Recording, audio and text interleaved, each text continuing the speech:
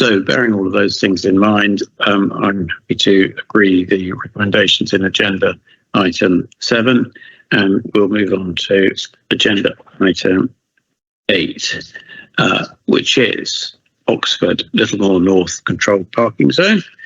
And we have, I think, a full set of local councillors, which is great. I'm going to read out Councillor Alverson. She's not very sure. Yeah, she's sent me. Okay. I'm just wondering, since Councillor Henwood has been waiting patiently, we let him go first. David? Yeah, over to you.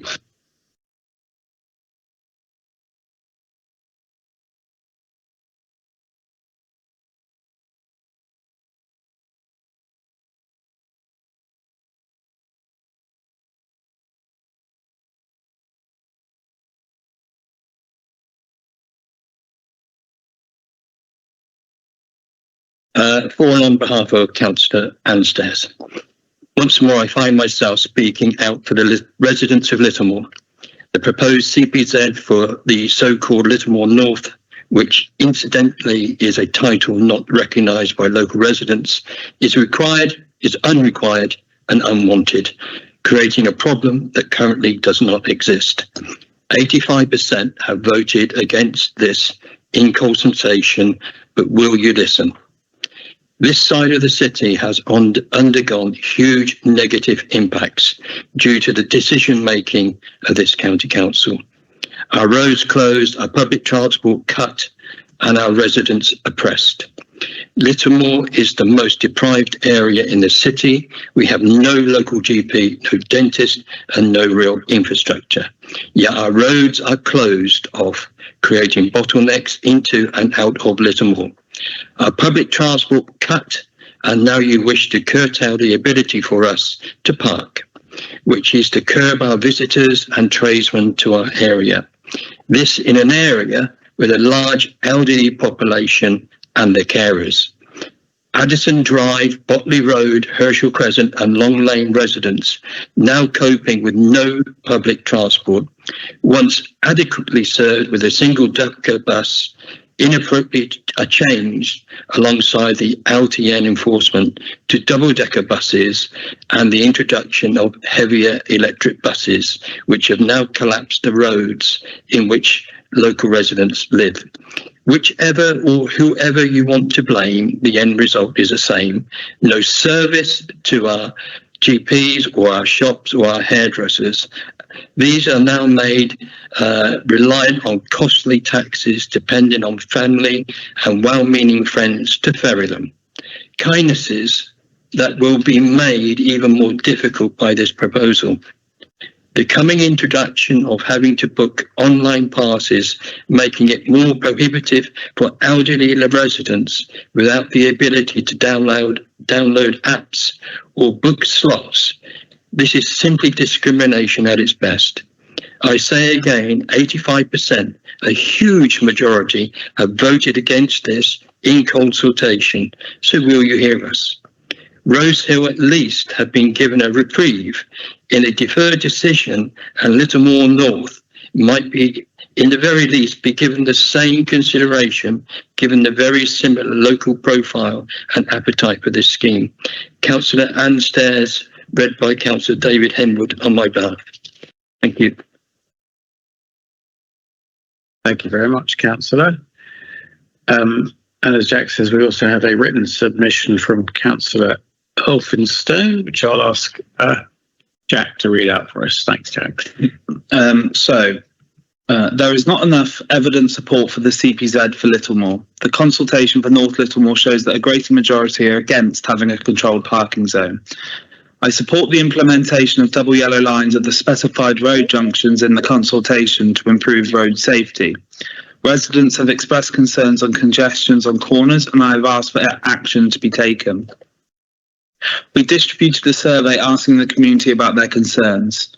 Most residents report that there is no parking displacement issue and it is not necessary or needed for the community, the exception being for Rahare Road, where residents have expressed there being a displacement issue.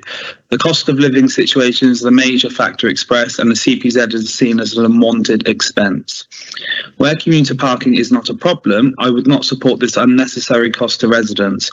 I believe it is much better to currently focus efforts on pavement parking and safety issues around the junctions. Where commuter parking is not a problem, where are we? Sorry, no. These are the reasons we have asked for the consultation not to proceed. We support the Littlemore residents' view in not having a CPZ. Given this strength of opinion of residents, I ask that local views be respected and represented in the decision-making process, and for the proposed CPZ to not go ahead in North Littlemore. However, should the situation change and should residents want or not want a CPZ, then I will continue to fully support and represent residents' majority views on this matter. And then there's just a little bit about Westbury Crescent. I support the implementation of the proposed one-way system in Westbury Crescent, as it will provide a safe route for cyclists and reduce congestion in the area. I would like to add that should the traffic boxes be needed to be altered in position or design, then this should be open to discussion for change with residents' engagement and agreement. Councillor Elphinstone.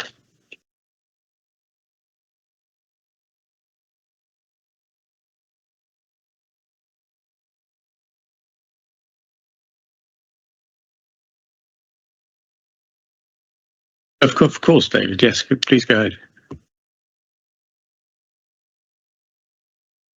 That's very considerate. Thank you very much indeed, Chair. The latest Labour-funded CPZs in Littlemore, Rosehill and Iffley, where 87% of residents are against the introduction of CPZ schemes, will force the poorer communities and key workers to travel longer and further. We are appalled to learn that local Labour politicians, both on the county council, Trish Elphinstone, not only voted for the scheme, but also is complicit in its design and delivery. The one-way system proposed for vehicles entering Westbury Crescent, combined with a two-way cycling access, will put cyclists at risk and is non-compliant with the highway code.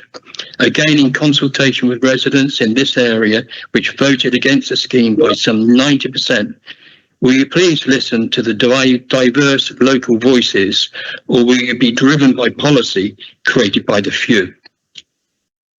I'd like to add that we've talked to Steve D, head of St James's School on Bartholomew Road, who is particularly concerned as parking within the school is limited, and the school relies upon staff parking in the vicinity of the school, which will also be impacted by the CPZ scheme. This will have a significant impact on the school's ability to retain staff in the future. I'd like to remind Councillor Gamp that the Oxford local plan has failed. The inspectorate, in his wisdom, has cited that poor communication and poor the ability to commute into Oxford has been made more difficult by both the LTN scheme and the potential of the future bus gates. On the Bartholomew Road, the IOA would like to see the introduction of a school street as opposed to a bus gate. Thank you for listening, Chair.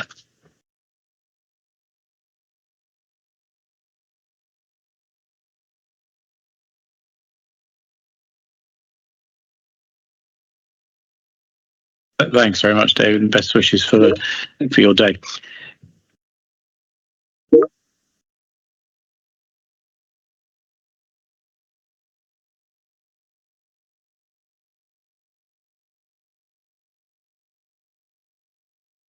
So, just been informed that Councillor Hicks has just this moment asked to speak on this item. The council does have rules about deadlines for registering to speak, and they are there for a reason, and they are agreed by council, not by me. I do have the discretion to allow late speakers, and I tend to do that. And I know probably causing extra work for officers in doing that. I'm a bit concerned about being asked during the meeting. Yeah. One thing I'll say, he is one of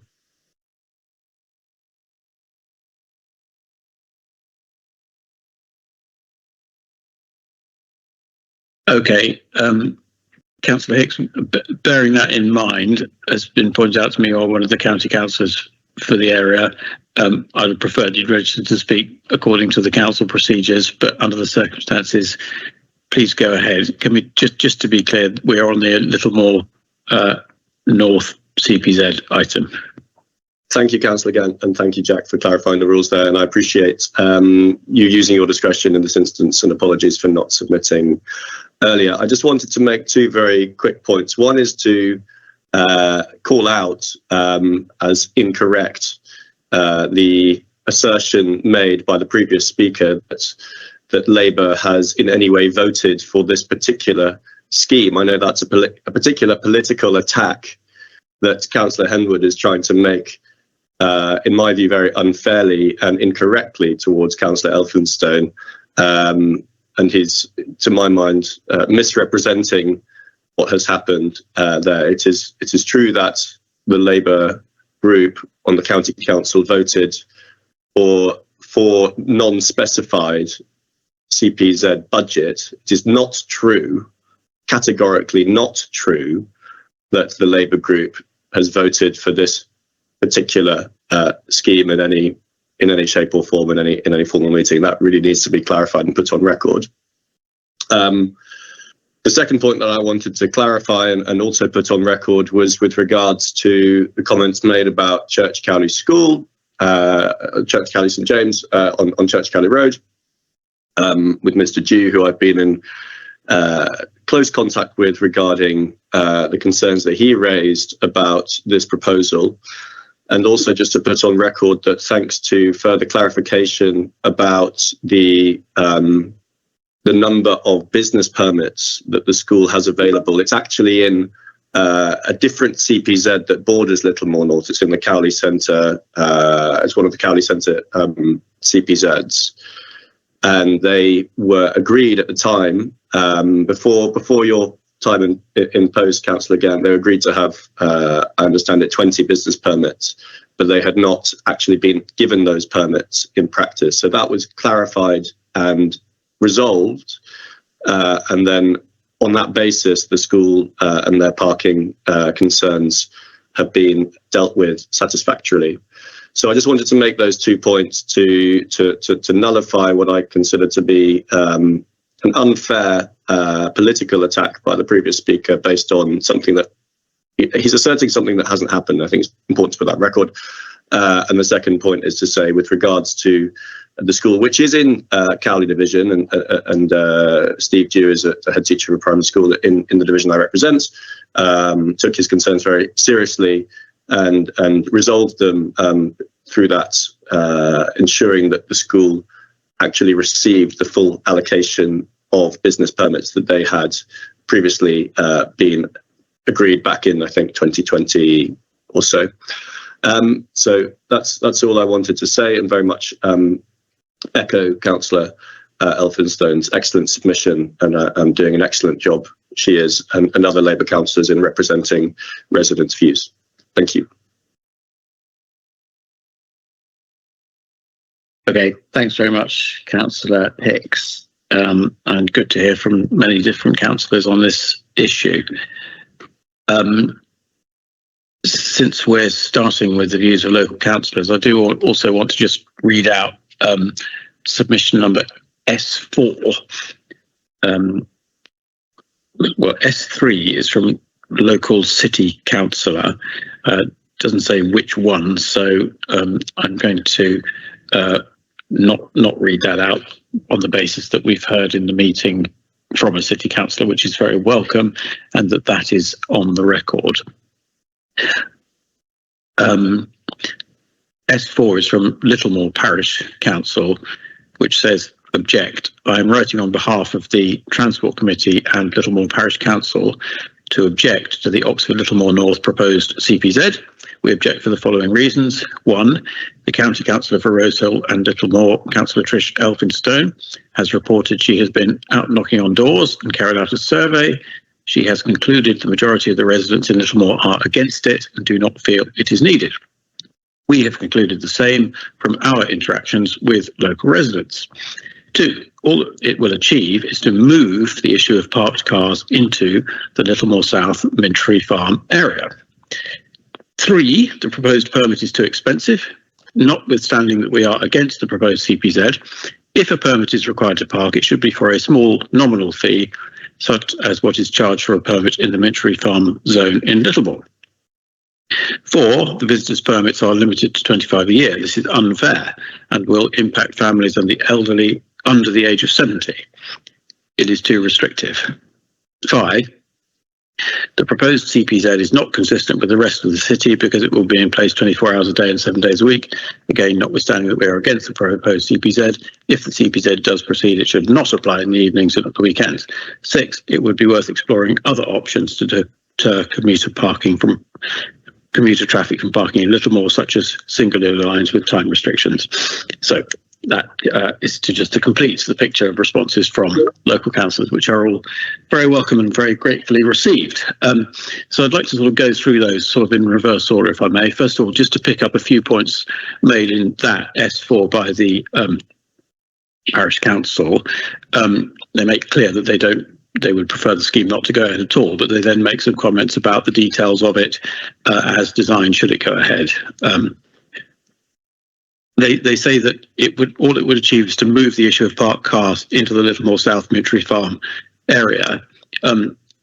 Well, in a sense, that kind of makes the case for controlled parking zones, because what that is implying is that there is parking inside the zone, which is not residents parking, because what it would not do is move parking by residents into another area, because they are then having their parking in their own streets safeguarded. So that's kind of the whole point, really.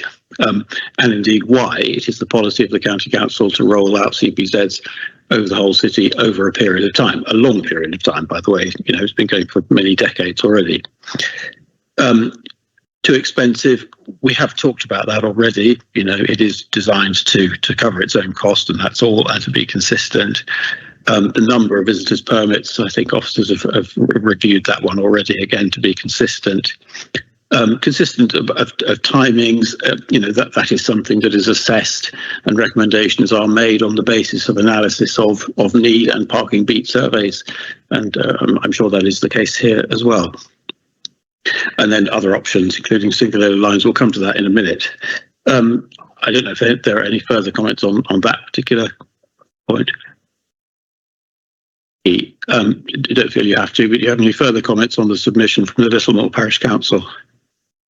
No, I think you've pretty much covered most of what they were saying there. I picked up on the fact that they said about the scheme being 24 hours a day, 7 days a week, which isn't correct. So it would be 7 days a week, but it would only be 8 a.m. till 6:30 p.m.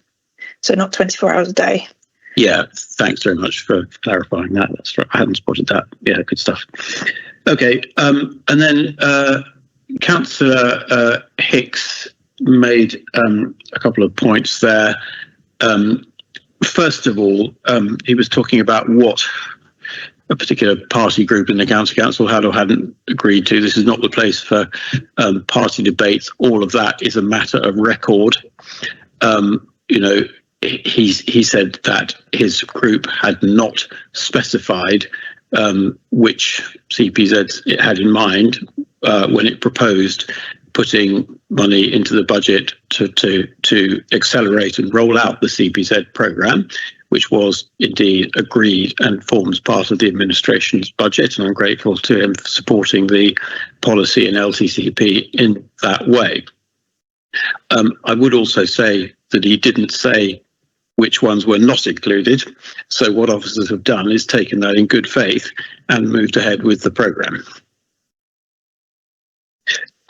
Working backwards, Councillor Henwood raised the issue of parking for the school and the contribution of the head teacher, Mr. Dew. So, that's been raised by quite a number of people. So let's deal with that straight away. It was also raised in some of the responses, number 0339, for example. And it comes up in the report.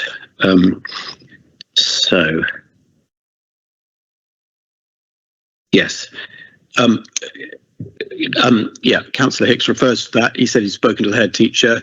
They've got an allocation of business permits in the Cowley CPZ, which Councillor Hicks believes meets their needs and indeed haven't all been taken up. Is that right? Yeah, that's correct. Yeah, so they have an allocation to for 20 permits within one of the Cowley Centre East, I think, CPZ, which they weren't aware of. So that has now been resolved. Okay, fine. And I think more generally, what I would say about that is that we all know that no transport policy exists in isolation, not just from other transport policies, but from other policy more generally. Councillor Henwood said that he would like a school street on Bartholomew Road. Well, great. Let's have that discussion. That would be brilliant. That's very actively being considered. So that would be extremely welcome to have that particular discussion with him.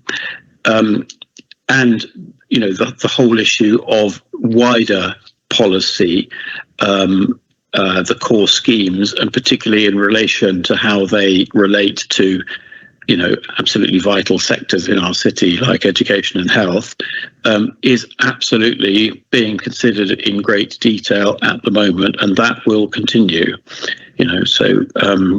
It's all being worked through very carefully, and I would certainly urge everybody, councillors, stakeholders, professionals in those sectors, to keep closely in touch with us about those things.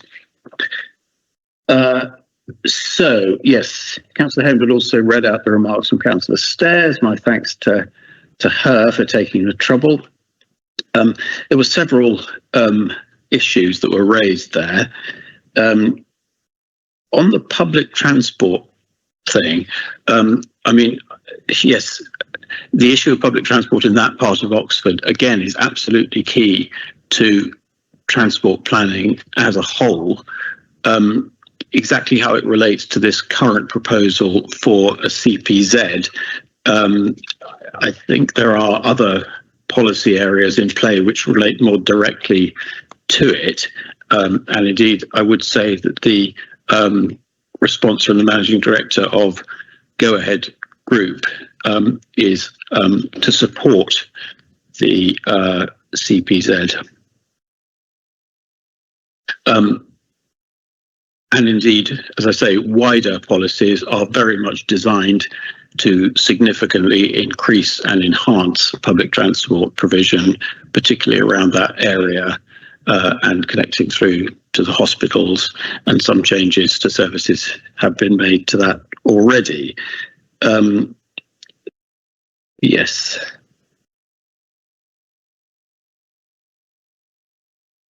Okay. I think there were I'm not sure there are other specific points arriving from those comments from councillors, unless officers have got any further comments of anything that I've missed. Not seeing any. Okay. Vicky. No, sorry, I was just going to confirm. I don't think there is anything. Yeah, okay. Brilliant. Thank you. Okay. So, it's a big report. It's generated a lot of interest, so important to look at it in some detail. Paragraph 1 just confirms what we've already said, that this is part of the approved programme for introducing CPZs within the city. Paragraph 13 makes it clear that there's been very good engagement here, and paragraph 14 gives some extremely useful totals, but also breakdown by road, with different tables showing how people have responded to the different elements, which is really good. In paragraph 16, that refers to some comments from Councillor Elphinstone. She specifically would like recommendation B, the W lines, to go ahead, but recommendation A, not to go ahead. I wonder if I could just ask officers for the sort of synergies between those two things. Is there any technical reason why those things can or can't be separated out? No, that's fine. We have the ability to be able to take forward, if approved, the implementation of W lines separately to the CPZ proposal. Okay, thanks. Yes, and then just paragraph 18 refers to the comments from the parish council, which I think we've probably already referred to. Yeah. Okay. Just on their point about alternative methods to tackle commuter parking, namely single and double yellow lines, that seems to me that that we all want the same thing there, which is better management of parking. But what a controlled parking zone does is that it safeguards benefit for residents, whereas a single yellow line just applies to everybody equally. But anyway, that will continue. Yes. I'm just going to refer sort of in passing, because there are so many responses here. I think it's important to take note of what they say. Number S3, response S3. This is the local city council. I did say I wouldn't refer to this one, but I will do. It refers to school teachers, which we've talked about. Yeah, it says many residents are employed in trades and working environments requiring vans for transporting tools. Well, again, if the vehicle is registered to a resident, then in theory, this a scheme of this kind enhances their amenity rather than damages it. Is that correct? Yes, that's rather what I thought. Yes, okay. Number E1, the point I would like to be raised by you is, why is it proposed that the scheme is for every day of the week and not in line with the adjoining zone, which is Monday to Saturday? It appears there is a lack of consistency. Is that right? And is there a reason for it? Vicky? Yeah, so these were designed as with the cluster of the Rose Hill and the Effley scheme, which were all proposed with the same operational hours. So that was to take in line the fact that they were all quite close to each other and to prevent displacement from those areas into the adjacent area. Yeah. Okay. There's also the sort of basic underlying assumption there, which is that when the hours are in effect, that is somehow causing harm and damage and restriction to residents. I must make it clear, it does exactly the opposite. Residents, have benefit when the scheme is in place. So if there is a scheme and you're paying for a permit, it is better for you to have more hours, frankly. Yeah. Okay. Response E2 asks us to make legal personal e-scooters. And I think that's certainly outside the scope of this particular report and raises several other issues. Just to say, at the moment, they're not legal, and I would ask people not to use them on the roads. Yeah. Yes, response E3 there expresses concerns, but there are comments. I won't read them all in detail, but my husband is disabled and cannot exit the car from our driveway safely. Again, the purpose of the scheme is to make your life easier, and also if you're entitled to a blue badge, then you can you can park anywhere anyway, and also if you need to, you can get your own disabled person's parking place. So do keep us informed about that. Yeah. E6 says Mayfair Road itself does not have and never has had an issue with parking from non-residents. We can't see why in our road or the roads surrounding us, Fairley, Kelburn and Hillsborough roads, they are quiet with a minimum flow of traffic thanks to the LTN system.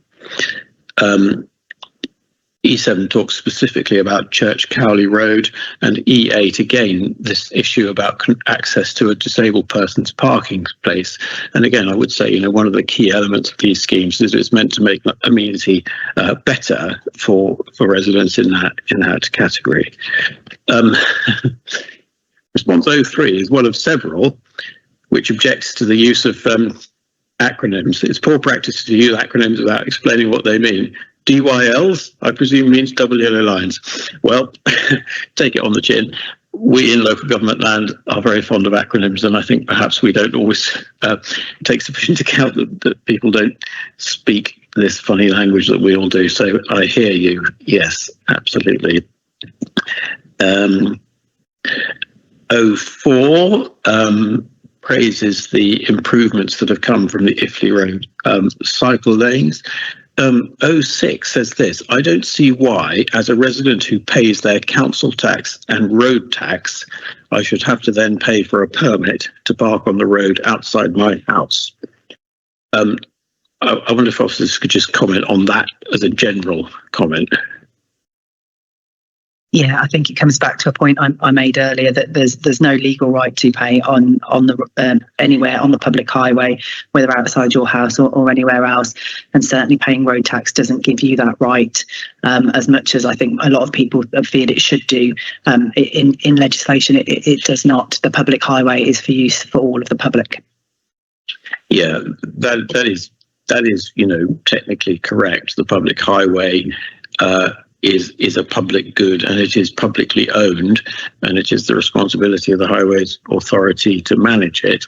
And the purpose of these schemes is to safeguard the amenity of residents so that they can continue to park outside their own houses.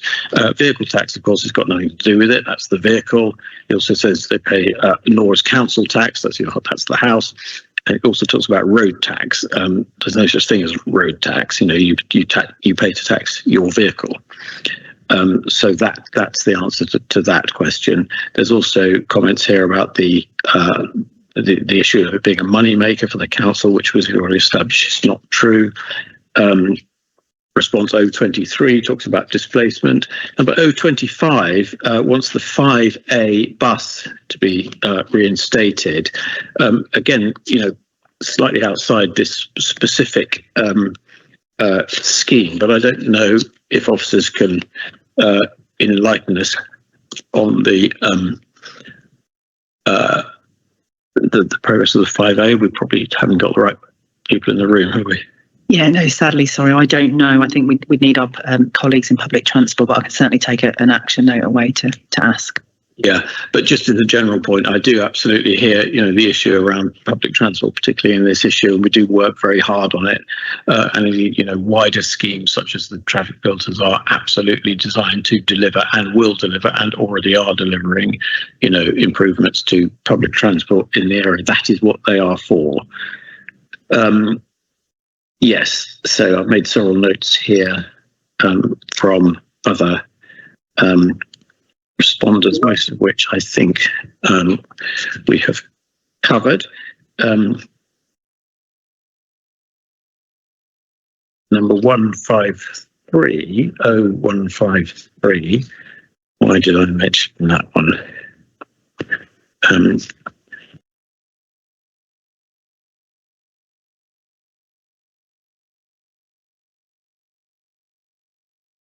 Yes.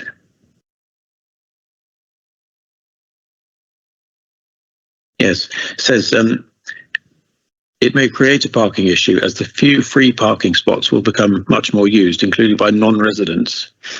Well, again, that's the whole point, is to not do that, because there won't be spaces for non-residents.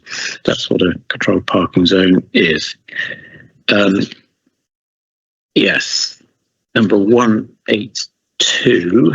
I made a note. Sorry, it's such a big agenda. Yes, I was in favour of the CPZ in 2021, but the introduction of the LTN, which I strongly support, has solved the parking problems that existed then. The proposed CPZ aims to solve a problem that no longer exists. Should the LTN go, then the CPZ would be needed at once. Interesting take there. I don't know if officers have any comment on that, apart from just the fact that it would be monitored.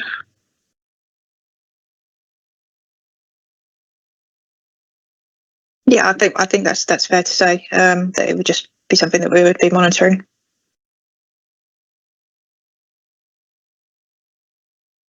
Okay, there's a response buried away in the depths of this agenda, which resorts to what can only be described as personal abuse, which I regret and don't appreciate, but I don't intend to dignify it by referring to it or identifying where it comes from. Yes. Number 254 says that it should be for residents only, not for visitors. Well, that's not really what the scheme does. And several comments towards the end of this long list of submissions, 264, 291, 292, 310, 312, and many, many others, says that there is a problem with non-resident parking. That is what they are telling us. So, for example, let's see, I noticed this in 264, support, as there are lots of cars from non-residents always parked on street and often blocking drives. There it is. That's what it's for. Okay, so, and finally, having read through all these many hundreds of responses, I just want to refer to number 321, which says, I know this will have no impact. You'll ignore the overwhelming feedback of the residents. Perusing with this tactic also emboldens the mad conspiracy theory independent parties making ground in the area. Read the room. Not my words. Okay.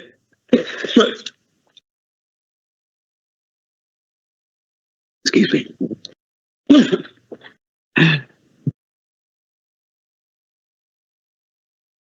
Apologies. Sorry, my voice has not been very robust recently. Just give me a second.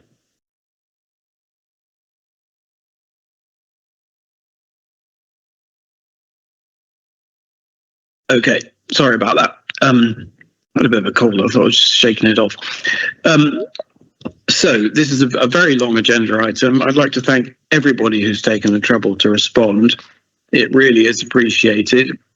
And the reason I read that one out at the end there was just to say it's not true. The responses are read. Thank you very much, Kathy. And they are taken into account.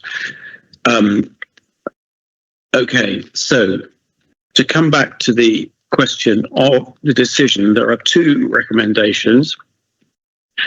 There are two rather short recommendations, and the shortest part of this rather massive agenda item.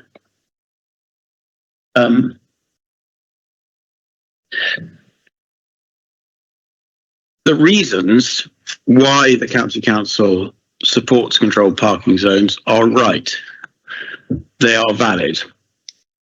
They have been stated in policy several times, including in LTCP, which, by the way, was promoted by the Fair Deal Alliance Cabinet, by the Cabinet members with responsibility for transport policy at the time, which was Councillor Enright and myself and Councillor Sudbury, and was passed unanimously by Council. That is where these policies are enshrined in policy with the reasons, and those reasons are valid. That policy was given additional impetus in the budget of this year with the allocation of funding to accelerate and speed up and roll out the CPZ programme, which is what officers have done.